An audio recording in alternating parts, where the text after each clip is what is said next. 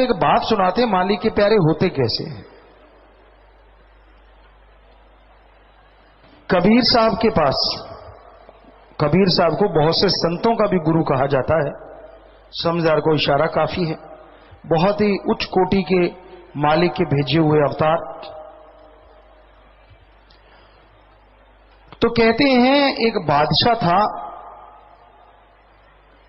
इब्राहिम अधम नाम का, और उसको अंदर से भावना जाग गई कि मैंने रूहानियत का, सूफियत का नजारा लेना है, मैंने भक्ति करनी है। वो ढूंढने लगा अफगानिस्तान साइड में, कहीं इधर उधर, कहीं भी कोई नहीं मिला। तो आखिर में किसी ने बताते बताते बताते बताते कबीर साहब का पता चला, और लोगों ने बताया कि वहां अहंकार या राजापन मत बनना, नॉर्मल आदमी बन के जाना अगर नजारे लेने हैं तो वो नॉर्मल आदमी बन के गया। देखा कबीर साहब ने, उनको पहचाना, जानते नहीं थे, मिले नहीं थे, लेकिन कबीर साहब ने देखा भाई आप कोई बादशाह हैं या कोई बड़े आदमी हैं, तो वो दंग रह गया, यार फकीर की नजर कमाल की है। कहता जी मैं फला फला देश का बादशाह हूं, लेकिन अब मैं बादशाह नहीं एक इंसान बन के आया हूं। जरा सोचिए, बादशाह। कबीर जी कहने लगे भाई फिर हमारे पास क्या लेने आए। कहता जी राम नाम। कबीर जी हंस के कहने लगे मैं जुलाहा हूं, खेस दरियां बुनता हूं, ये सूत काटना पड़ता है, इसे रंगना पड़ता है, इसे सुखाना पड़ता है, बाद में खेस दरियां बनवानी होंगी। तू है बादशाह, तू नहीं कर सकता, ये कर पाएगा ऐसा? बादशाह कहने लगा आप कृपा करें तो क्या नहीं हो सकता। कबीर जी को खुशी हुई कि बड़ा दीन और बड़ा झुका हुआ एक नम्रतापूर्ण संवाद किया बादशाह ने। कहने लगे ठीक है, रुको फिर आप हमारे घर में। अब रोज सारा सूत काटना, उसको रंग करना, उसको फिर सुखाना, फिर उसको गड्डी में लगाना, फिर खेस दरियां बुनना। पंजाबी जी कहते राजे दी भूतनी भुल गई, बुरा हाल हो गया उसका, उसको तो होश नहीं रहा किसी चीज का। 5-6 महीने हुए, लोई जो कबीर जी के घर से थी, तो करते करते वो सोचा करे कि इसको इतने महीने हो गए, अब ये कबीर जी गुरुमंत्र नहीं देते। कुछ साल हुए, कबीर जी को कहने लगी साईं जी आप इनको गुरुमंत्र क्यों नहीं देते। कबीर जी मुस्कुराए, कहने लगे अभी ये इसका बर्तन काबिल नहीं हुआ। तो वाद विवाद संवाद कर लेती थी, एक तो पति थे उनके और एक गुरु थे।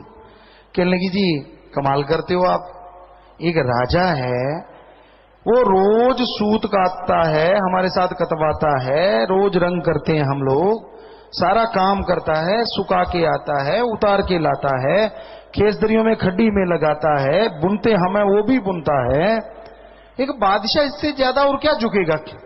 कबीर जी मुस्कुराए, कहने लगे लोई तूने परीक्षा लेनी है फिर। कहते हाँ। कहता ठीक है, बाल्टी में ये मिट्टी घोल ले। मिट्टी घोल ली। कहते बादशाह नीचे से गुजरे ना तो उसके सिर पे डाल देना। बादशाह के सिर पे डाल दिया, और बादशाह के सिर पे मिट्टी डली, मिट्टी को झाड़ता हुआ बोला बलक बकारे होता करता सो करता। लुई दंग सी रह गई, ये क्या। कबीर जी के पास लोई वापस आई और आके कहने लगी, कबीर जी मुस्कुराए, हाँ लोई क्या हुआ। कहती आप धन्य हैं। कह ले फिर भी। कहते मैंने मिट्टी डाली और वो कह रहा है कि बल्क बुखारे होता करता सो करता, मैं तो यहां हूं इसलिए चुप हूं। कबीर जी कहने लगे उसके अंदर राम नाम कहां धसेगा, उसके अंदर तो अभी बल्क बुखारा अड़ा हुआ है। ये मान बढ़ाई का चक्कर बहुत खतरनाक होता है। 12 साल हो गए यूं करते करते। लोई बोली नहीं कि अब बोलने का कोई फायदा नहीं, ये तो मेरा गुरु मालिक ही पहचान सकता है, मैं नहीं पहचान सकती। कबीर जी कहने लगे लोई अब ये काबिल हो गया भाई। लोई हाथ जोड़ के कहने लगी जी साईं जी माफ करना, जैसे पहले था मुझे तो आज भी वैसे ही लग रहा है। कहने लगे फिर ऐसे कर, पहले तूने मिट्टी डाली थी? कहते हाँ। अब तू चाहे किसी की भी बंदों की गंदगी, पशुओं की गंदगी जो भी पड़ी सारी घोल ले। घोल के जब ये मकान के नीचे से गुजरे तो ऊपर खड़ी हो जा। अब की बार ऊपर से डालना, दरवाजे से नहीं, ताकि अच्छी तरह भर जाए। कहती ठीक है जी। ऊपर चली गई। जैसी बादशाह वहां से गुजरा उसके सिर पे पूरी बाल्टी उंडेल दी, उसमें आदमी की, पशुओं की सारी गंदगी भरी हुई थी। और बादशाह ने सामान नीचे रखा, हाथ जोड़े ऊपर किया, हे डालने वाले भगवान तेरा भला करे, मेरा मन जालिम इसी के काबिल था, मेरा मन अहंकारी इसी के काबिल था। लोई का बराग छूट गया, रोने लगी, पसीने छूट गए। वापिस आई, कबीर जी कहने हाँ लोई क्या हुआ?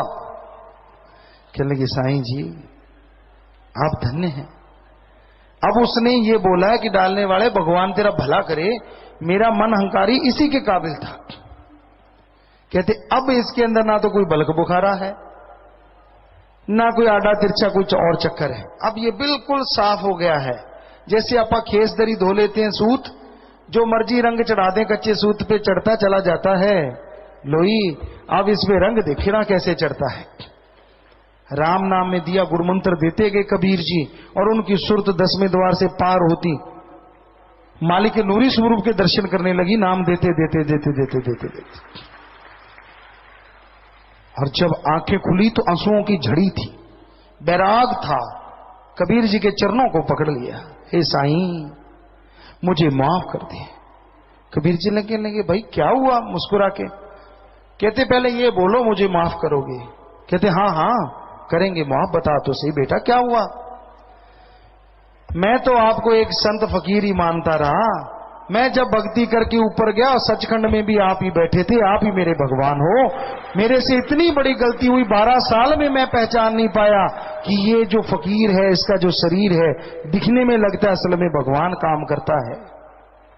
कबीर जी कहने लगे किसी को मत कहना, जिसकी आंख होती है उसी को पहचान होती है, दूसरों के लिए इसका कोई मूल्य नहीं होता। कबीर जी कहने लगे अब तू वापस जा, तेरा यहां तेरा दिल करेगी। अब तू भक्त बन गया है, सुमन करते रहना, भक्ति करते रहना, दीनता नम्रता पकड़ के रखना। चला गया। और कहते हैं वो अपने राज्य की सीमा में बैठ गया जाके, कपड़े फटे हुए, बुरा हाल, और वहां बस अपना मालिक अल्लाह अल्लाह राम राम करता रहा। जिस वजीर को उसने अपना राज्य सौंपा था वो पूरी आर्मी लेके, बच्चों को लेके आया। जब पता चला कि बादशाह आके वहां फकीर बना बैठा है, कहता लो जी ये लो आपके बच्चे, ये आपका राजपाट, मेरी तौबा मैं नहीं चला सकता। तो आगे से इब्राहिम अदम कहने लगा, अरे ओ मैं फानी दुनिया का बादशाह नहीं, मैं बेगमपुर का बादशाह बन गया हूं। मेरे गुरु ने, मेरे मुर्शिद ने मुझे वो सौंप दिया। अरे ये बादशाह क्या चीज है, मैं तो ठोकर मारता हूं। वजीर कहने लगा आप तो ठोकर मारते हैं, मेरे तो गले में आफत है। देखो कितने नौकर चाकर, आपका महल, फटी हुई गुदड़ी आपके नीचे है, फटे हुए कपड़े आपके ऊपर हैं, सुई से सिल रहे हो, क्या मिलता है आपको? चलो ये सेना देखो, घोड़े हाथी सब आपका, लाओ लश्कर। इब्राहिम आदम मुस्कुराया, कहने लगा अच्छा तेरी सेना हर काम कर लेती है? कहता हाँ, सुई थी हाथ में, सुई मारी समुंदर में चक। कहता वजीर आला तेरी सेना को कहे मेरी सुई ढूंढ के ला दे। समुंदर में सुई फेंक दी, समुंदर में तो आदमी ना मिले।